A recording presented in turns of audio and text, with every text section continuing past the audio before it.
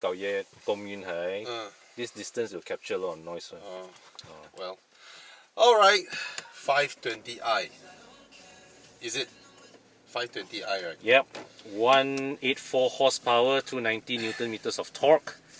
184 horsepower. Yep. Okay, it's not recommended.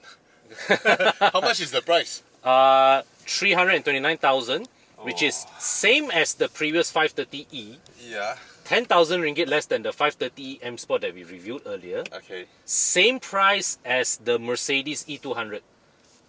The E200 now, now the E200 was recently updated to have about 190 plus horsepower already. Where's the in-car ambient lighting? Okay, you want to adjust, right? Vehicle. Vehicle settings, lights. Lights. Okay, what color you want? Interior lighting. Is it at the brightest? Make it brightest. Max jaw. Okay. What color? You want what color? This one don't have 64 color lah. Green. Green green. Wow. Okay. Ons. Okay. Okay. So before I came down, Uh-huh. I did a quick search on car list. Yeah. The thing is this, we all know, I think everybody knows lah. There's a lot of pre-regs. Yeah. A 530i. Yeah. About 5,000 km. Yeah. Pre-reg. Yeah. Or maybe less lah. Yeah. That's the smallest option anyone can pick when they list a car on car list. Right? Yeah. It's 270 to 290k. 530i. Yep. Apa macam? So that means if you are shopping with a budget of 230 240k, you will then wait for the 520i pre-reg. I mean, I don't know. I mean, I think what BMW is doing has a double-edged thing lah. Yeah. Right? Yeah. Because now, if you walk into the showroom without asking, hey, you guys got pre-reg, and you just walk up there and say, I want that car, blah blah blah blah, then you'll be buying this at 330. You were saying 320. 330 lah. Yes. 320. But that would be 70 horsepower down on the 530i. That's right. Yes. And provided you really want a new car. Yes. Right? Yes. But the pre-regs and all that, they are just as good as new. I mean, correct. BMWs these days are so reliable. Yep. And it's not like buying one in Malaysia, you get to option, I want a cream color dashboard. No. There's no such thing, right? Yeah. Oh, this car is so comfortable, man. Yes. I mean, if you want new car smell, your name with a ribbon there, you go and do your collection.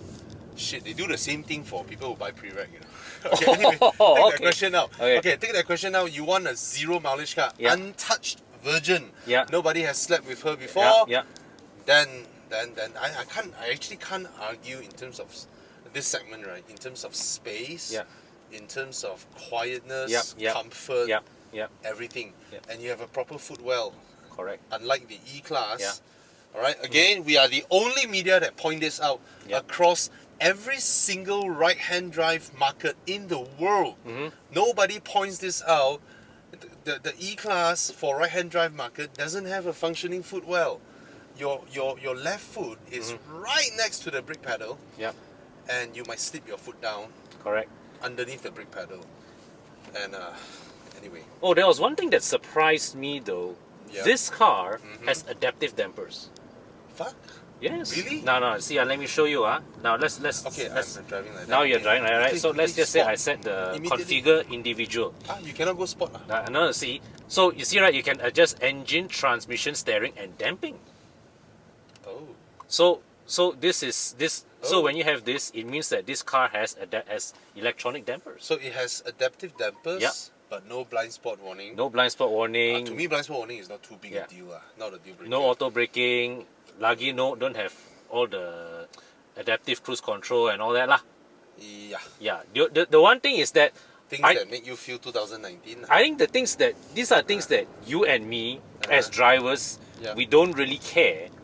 But we also have to bear in mind that the 520i's two nearest rivals, which are the Mercedes E200 and the Volvo S90 T5.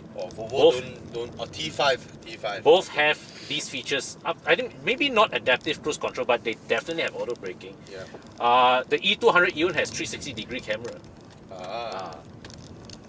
And it's priced, and the E200 is priced the same as this. The seats, man. Why does it not feel as absolutely magic carpet like the 530i? Yeah, I thought so, you know. Right? Right. It feels slightly busier. Somehow, despite this being a Having luxury line trim, yeah. thicker tires, Yeah. I somehow felt that, why is this ride firmer than the 530i M Sport? Yeah. Or even the 530e for that matter. Yeah, the 530i M Sport that I drove with 20-inch wheels. Wow, that one was damn damn comfortable, That one feels like magic carpet. Yeah. This one feels normal. Yeah. Normal. It's not uncomfortable. Yeah, it's not uncomfortable. But you feel more of the road. Yes. Right? Yes. Yes. Yeah. But I took this car to Genting this morning and yes, I must say that the chassis it's a BMW. Yeah. It's a BMW. It has it It still has this it. This 5 Series is just brilliant. Yeah, man. This current car. I maintain again, in the segment, it's the best car. Yep. It's not the best buy. Yep. But it's the best car. That's right. That's right. It just drives so well. It's so comfortable. Yes. So well built. Yes.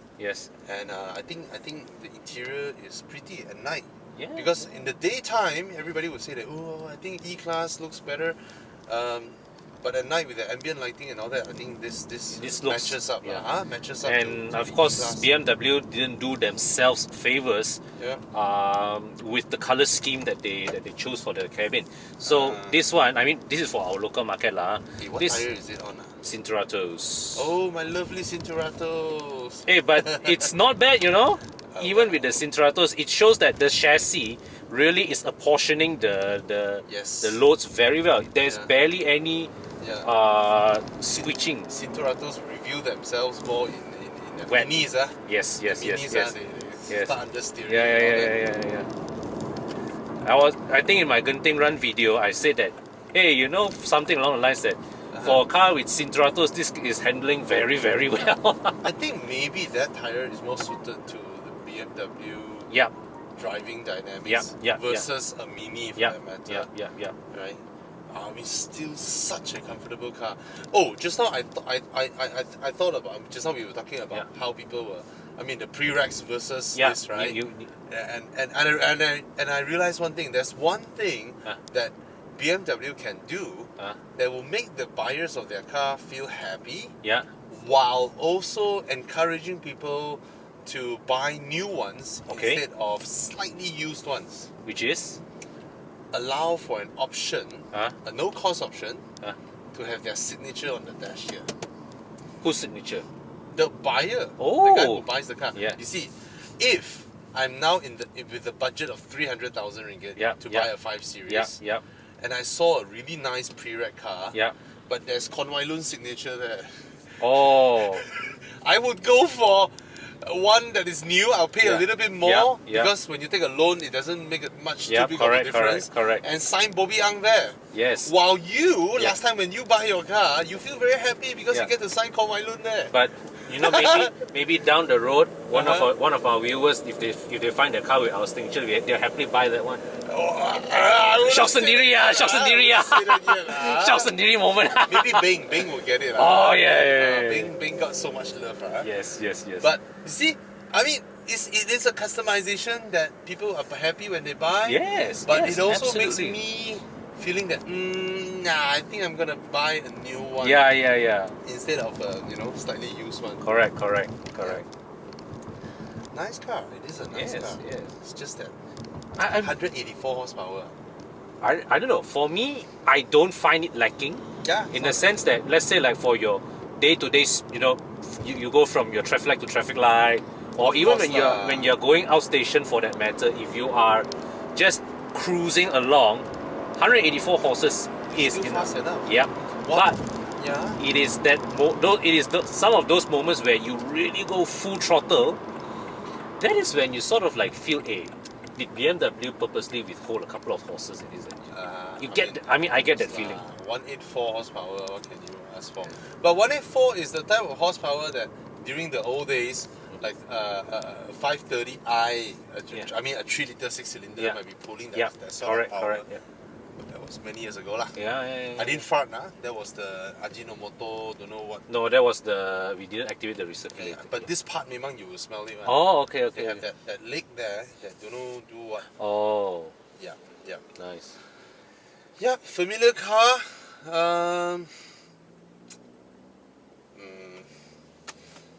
Basically, nothing much to criticize, lah. Yes, I mean, everybody is familiar with this car already. I mean, great compartment, great build, no pedal shifters. Come on.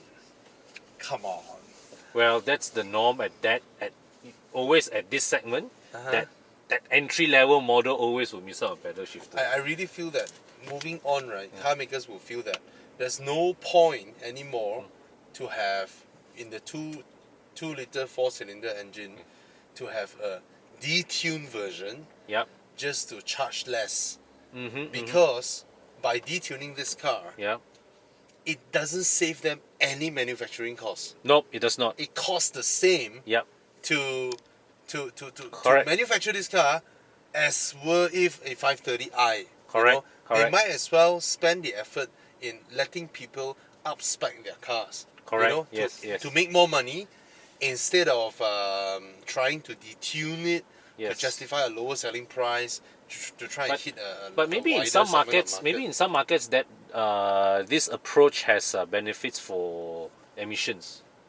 Maybe a 520i with less horsepower output will produce lesser emission. Yeah, a couple of grams.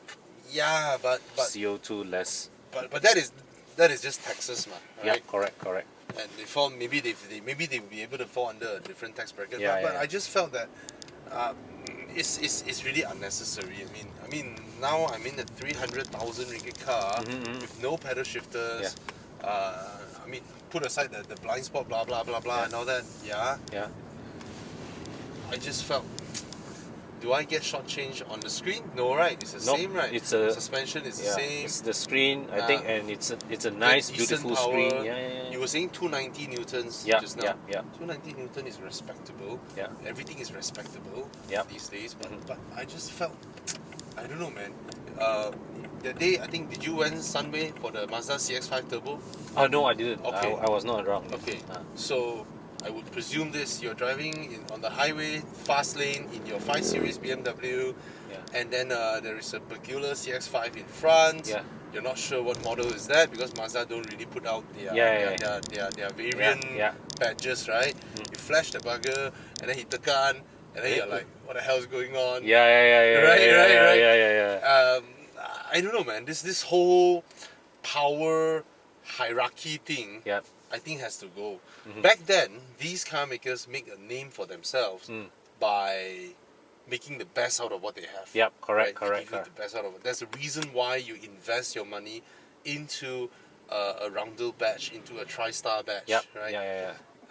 Nowadays, I just felt, okay, another detuned, lower spec car just to charge you 20,000 ringgit, 30,000 ringgit less. Oh no, it's more than that, right? Oh, more than that. How much is the 530i? 530i is about 380. 380. This is 320. Sorry, 330. So it's a 50k gap. But this is priced similar to the 530e, right? Yes. So this is for people who are at the early stages of 300k, but doesn't want a hybrid car. Correct. They don't want a hybrid. They can go for this. Yes. Which makes sense. And then this is the same price as the 3 Series. Cheaper actually. Cheaper than by 10k. By 10k versus the 330i. Right. But the 330i is a puller. I mean, that is 258 horsepower. Oh, that engine really pulls. Does that have the heads-up display? I can't recall. I can't recall off the top of my head. I think it has, right? Yeah, it probably has. It has the heads-up display, right? Yeah. And it just doesn't have the whatever adaptive blah blah blah blah. No. Safety stuff, right? Auto braking and no, all that. No. It just doesn't have that, right? Our viewers were very keen to point that out in the comment section. Yeah, but I told them, come on, man. you go to Volvo. Yeah. You ask any Volvo buyers who change their rim, who upsize their rim from 20 inch to 21 inch. Just for the rims alone, they spend 25,000 ringgit. And then if you think about body kits, Volvo body kits easily cost you another 20,000 ringgit. And you add those two things up, right? It's almost like a 40,000 ringgit thingy. And you expect M Sport to come free. Full M Sport body kit. M Sport rims, M Sport suspension, M Sport brakes. What else? Oh, that one really expensive. It's M Sport everything. Except that it has to be expensive. And I think BMW did it right by speccing the car that way, because the first wave of buyers aren't the budget seekers. They are the early adopters. They are the hardcore BMW fans. They want to be the first to drive their 3 Series, and to spec them in full M Sport is the right thing to do. Correct. I think there definitely is demand for like a low spec 320i, you know, baseline or that. But that can come when you CKD the car, and that's when you have that room to offer more options. But like what you say is right, lah. You know, the start off on a high note.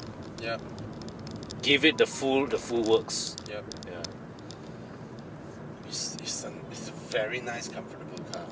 I know people who don't want the hassle of searching through this used car or that used car, this pre-reg or that pre-reg. They just don't want all this hassle. You know, it's just that their E-Class has gotten old, and they drive an E earlier on. Now they switch to the 5. You know, they drive a 5 Series, they will switch to an E. People like that, they will just call the BMW showroom and say, okay, 5 Series, what's the entry price, blah blah. Okay, I'll buy it, and they just get something like that. They don't want the speed, they don't mind that. They buy this under their company, 5-year depreciation, and then the car is done by the books, you know. And these people will buy cars like that, or fleet, or companies buy for their managers, right? So, in every essence, this appeals to the Camry crowd. Correct. And actually, I think that is where all this, you know, like what you say, all this hierarchy thing, all the 520i's, the 318i's, and all these are primarily, I think, conceived for fleet buyers in mind. Right? And then everybody complained about the Camry being expensive, right? 190,000. Right? Then you sit inside this versus the memory of sitting inside a Camry. Is this 130,000 ringgit more car? It is more car lah, but when you put 130,000 number in it, right. You think about it, it's like, if I'm those people who don't care about driving, who don't care about all that thing, right? And I've owned multiple Mercedes or whatever. Do I really care about a badge? They don't, right? Then I sit in that. But of course, the interior, the layout, and all that is way prettier, nicer. Of course, it's a way prettier, way more polished. Everything looks more sleek. But to answer your question, does it feel like 130,000 ringgit more a car? No. Right? The modern Japanese cars have improved so much. Apart from the infotainment, I mean, there's no fight. The Germans, the Contis, they got their stuff, right? The Japanese, I think so far only Mazda is really doing proper stuff, right? Yes. I don't know, man. Will I recommend this? No, man. Nope. Just it's so easy to find. Any BMW showroom has a 530i. 530i is a great car. And when the 530i can be bought in the BMW showroom with 6-year warranty still, 6 years. right? 5+1, right? 6. 5+1 at 290k, 280k. When the market is like that, 270 if you bargain. How can I say this is justifiable? Drop off. Thank you.